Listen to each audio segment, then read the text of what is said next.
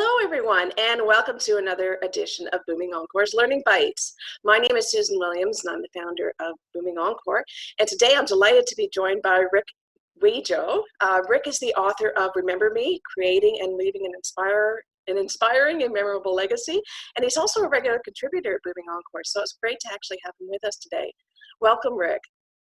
Susan, it's great to be with you. So Rick, today we're going to actually talk about the concept of legacy. I mean, that's what your book was about, and you're probably, one of the most knowledgeable people I know on this topic. So while we get started, what exactly, or how do you actually define legacy? Actually, I define it a very simple way, and I think people have very complicated ideas in their brain, but really legacy to me is simply a gift from one generation to another. And sometimes I would describe legacy as maybe generational gift planning.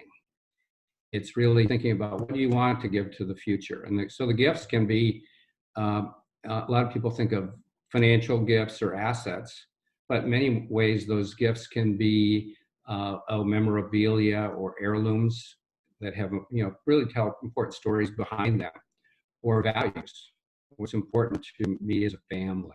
So it can be anywhere from values to really financial or hard assets. But it's just giving a gift. That's all it is. So, but why do you think, focusing on legacy is so important? I think what's critical to me is I look at our current society, and if anything, I think the focus has maybe a focus on legacy should be increasing, because in a lot of ways, I think we want future generations to have a life equal, or in terms of quality of life, equal to ours or better. And I think the real challenge today is that future generations, it looks like that very, very, very much, it's their quality of life may be going down. And there are a lot of challenges to it. And I think of the challenges like the environment.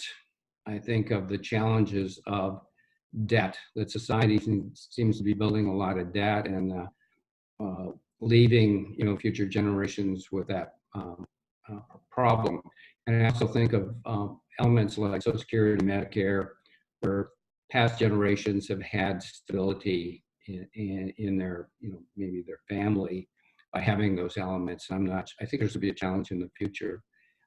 So there's a lot of challenges, and so it's an opportunity for us, by giving gifts, really being conscious of legacy, that we can do something about that.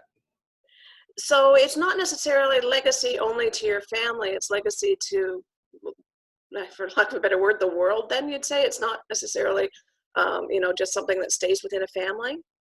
I think that's true. I think anyone who thinks of legacy initially probably thinks about their family, their immediate family. But I think if you spend any time thinking about it, really think about it as how do I expand? How do I look at it for my community? How do I broaden it perhaps to more culturally to society in general? So I think there's really an opportunity. I mean, I think the United States are around 86 million baby boomers. And I think in Canada, there were around 9 or 10 million baby boomers, something in that range. And if everyone were to work on these gifts, whether they're individual level or in their family or neighborhood or their country or society, that all that gift giving would really benefit society and our world. Yeah, it definitely makes sense. It's that old, drop in the ocean, but it's still a drop, right? Right. Yes. You put 86 million drops in there, it's quite a bit. Yeah, it definitely is. Now, if someone was interested in developing their own legacy further, what would you suggest? Well, the first thing I do is really think about the basics. And I know people are afraid of the word wills in estate planning, but I think for a family and for your immediate family, it's really important to do the basic things first. And I think by starting that process, it helps to think about what gifts do I really want to give, whether to my family or more broadly, what gifts do I want to do for my community. But I think just the basics, start there. And then I think once you've done that, my framework is to think about it. So what's important to you? And I think you can look at it from three perspectives. Talk to your elders or your prior generation, and hopefully many of you still have, your parents or your uncles and those people around. Talk to them, find out what's important to them. What did they value as they grew up? I think you have to look at now, the present, and say, what are the challenges that are prevalent right now that I could help with. And then I think the third is to look at the future and say, from your own perspective, what do you want to share? What are your current values saying that you would want to share? And I'll give an example. For me, I found education is probably the most critical issue in probably providing opportunities for me and a better life.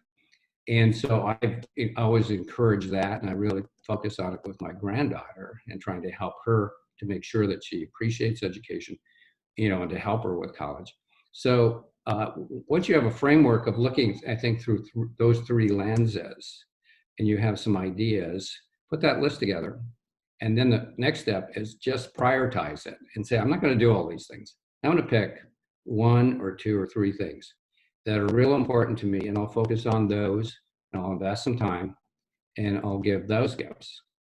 And once you've done that, then you can pull out that list again and say, are there other things that I want to do? But I think it's important to say, what do I want to focus on? I don't have to do everything.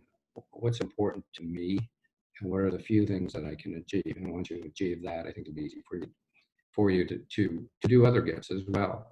And I think for a lot of retirees, there's a lot of value in thinking about, once you retire, how do you use your time as an element of a gift? For example, can you use it working with local community groups and activities? So I think there's some value things you can work with, but also once you retire, you realize there's time that you can give. And that's probably one of the most valuable things that you can do. So let's start with the basics, and then you can work from there. Terrific. That's some great advice, Rick. Well, thank you so much for sharing that with us. Really appreciate it. I appreciate the opportunity to speak today.